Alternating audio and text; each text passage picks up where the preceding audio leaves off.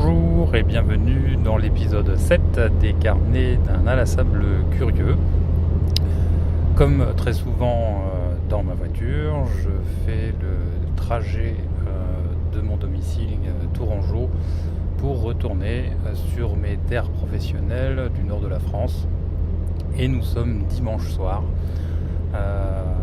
Effectivement, je suis contraint à cause d'un rendez-vous demain matin professionnel qui a lieu en milieu de matinée de faire cette route le dimanche soir, ce qui m'a obligé à quitter ma femme et ma fille en fin d'après-midi. Je me pose beaucoup de questions en ce moment sur ma vie professionnelle, sur l'intérêt de faire tous ces sacrifices pour un épanouissement promis par la société dans le travail. C'est des vrais questionnements. Est-ce qu'il ne faut pas envisager de changer d'orientation professionnelle pour favoriser ma vie perso? Alors j'ai encore la chance, j'allais dire, d'avoir mon fils qui lui est en formation, enfin est en cours sur l'île, ce qui fait qu'on partage l'appartement, donc je quitte un bout de la famille pour en retrouver un autre. Mais lorsque son année scolaire et lorsque ses études seront terminées, la question sera encore plus prégnante, encore plus virulente en tout cas dans ma façon de voir les choses. Et peut-être il va falloir envisager sérieusement, si l'opportunité ne se présente pas en interne dans mon entreprise, d'envisager sérieusement une réorientation. En tout cas, c'est vrai que quitter comme ça, c'est une partie de sa famille un dimanche soir pour uniquement avoir la chance d'aller à un rendez-vous professionnel le lundi matin, c'est quelque chose de plus en plus dur. Ça fait maintenant 3 ans que ça dure, que ce régime-là des allers-retours entre la Touraine et le Nord perdure. Au bout d'un moment, on fatigue, on se lasse. Bon, bref, c'est pas de ça que je voulais vous parler. Je voulais vous parler aujourd'hui de mon bullet journal. Alors, j'avais entendu parler des bullet journal en début d'année 2017. Là, c'était sans doute dans un podcast. Enfin oui, c'était dans un podcast, dans le podcast Relife, où Michael Paquet parlait justement de ces bullet journal, présentait un peu ce que c'était. Et ça m'avait un petit peu intrigué, donc du coup j'étais allé voir sur internet exactement de quoi il s'agissait. Et j'avoue avoir été un petit peu refroidi, parce que sur le principe, les fondements même du bullet journal répondaient à des petits soucis d'organisation que je me posais. Et finalement, ce que j'ai vu les premières fois que j'ai fait les recherches sur les bullet journal m'avait un petit peu refroidi, dans le sens où les exemples que je trouvais de ces bullet journal, c'était beaucoup alors sans vouloir être péjoratif, loin de moi cette idée-là, mais enfin j'avais vu quelque chose, enfin beaucoup d'exemples très très girly de jeunes femmes qui faisaient leur bullet journal, qui était en fait une forme un peu différente de faire un journal intime avec des petits cœurs sur les i, avec des jolis petits dessins, etc. Et c'était pas du tout l'idée que je m'en étais faite. Et au final, je me suis dit, parce que il y avait aussi, pardon, je m'autocoupe, mais enfin il y avait aussi une présentation des bullet journal qui était beaucoup plus factuelle et qui, elle, me paraissait assez intéressante. Et c'était la vidéo qui était dans les notes de l'émission à l'époque. Donc je me suis dit, on va quand même regarder, on va essayer, pourquoi pas, ça peut être sympa. Alors qu'est-ce que c'est que le bullet journal ? Quelle lecture moi j'en ai eu et qu'est-ce que j'en ai retiré ? En fait, le principe, c'est de prendre un carnet, un carnet en papier. Et oui, à l'heure de la high-tech, ça peut paraître un peu surprenant.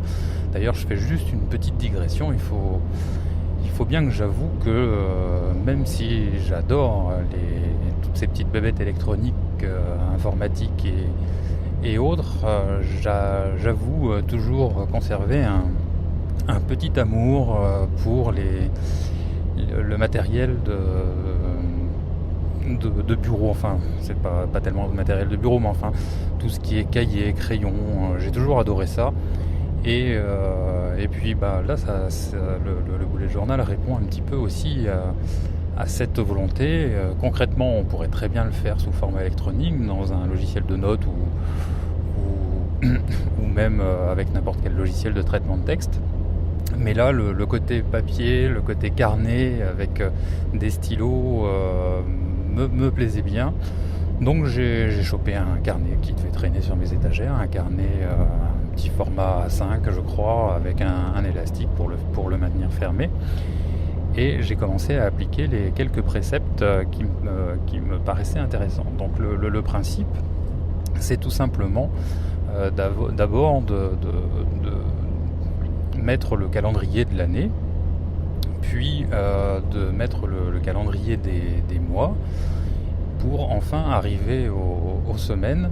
Et puis bien sûr, ces calendriers, c'est un peu comme un agenda, tout simplement, où on va indiquer les tâches et les choses que l'on doit réaliser en les mettant dans les bonnes cases des années et des mois, sachant que le calendrier annuel permettra de remplir les mois qu'on va pouvoir inscrire à la suite.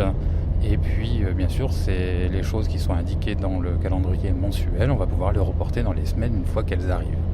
On remplit comme ça au fur et à mesure finalement le journal de mois en mois, de semaine en semaine, et ensuite pour arriver aux journées même. Une fois qu'on arrive au lundi 16 octobre par exemple, on va regarder ce qu'on a mis dans le calendrier mensuel puis hebdomadaire des choses qui vont arriver, donc qui vont être les tâches à faire, ou les choses que l'on ne doit pas oublier.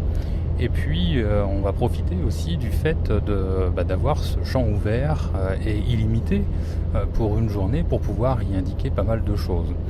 Alors le terme boulette, de bullet journal, c'est tout simplement un tas de petits codes. Ça va être des petits carrés à remplir une fois qu'une tâche est exécutée, des petits points pour annoter des choses. On peut y mettre un tas de petits signes, le tout étant il faut absolument que ça nous parle, qu'on ait l'habitude de les utiliser, et puis qu'on repère facilement une information une fois qu'on va relire des passages de ce journal. Il y a une petite chose aussi qui est demandée dans un bullet journal, en tout cas dans la façon dont il m'avait été décrit au moment où j'ai commencé à le faire, c'est de maintenir à jour un index avec page 44, vous trouverez le mois de septembre, page 45, la semaine de début septembre, etc. Page 46, le lundi de telle date, pour pouvoir aller très rapidement à un endroit du bullet journal, étant donné qu'on ne va pas pouvoir remplir le carnet avec les mois, les semaines et les jours tout de suite. On le fait vraiment au fur et à mesure, et puis en fonction du nombre d'informations que l'on indique sur une journée ou sur une semaine, et bien sûr la taille de ces journées va être plus importante ou moins importante, ce qui fait que parfois on va avoir juste 2 petites notes pour une journée, et parfois on va remplir plusieurs pages. Qu'est-ce que j'y mets moi dans ce bullet journal ? Tout simplement mes activités perso. Au début, j'avais tenté d'y intégrer aussi mes to-do et les choses que j'ai à faire dans ma vie professionnelle, un petit peu mélanger les deux dans un même journal. Je me suis aperçu que c'était un petit peu, pas compliqué, mais un petit peu, le fait de mélanger finalement vie pro et vie personnelle, noyer l'information. Ça faisait beaucoup trop d'informations, parce que les to-do du boulot sont forcément toujours beaucoup plus grandes, et puis les informations qui étaient d'ordre perso, de l'ordre de mes projets personnels, de l'ordre de mes objectifs personnels, se trouvaient noyés dans cette masse d'infos. Donc j'ai cessé de mélanger les deux, et ce journal maintenant ne me sert que pour ma vie personnelle. Donc à quoi il me sert concrètement ? Bien sûr, je vais pouvoir m'en servir comme d'un agenda, pour pouvoir bloquer des dates, bloquer des rendez-vous, bloquer des tâches à faire, à réaliser avant telle ou telle date. Mais je m'en sers aussi dans la gestion de mes projets.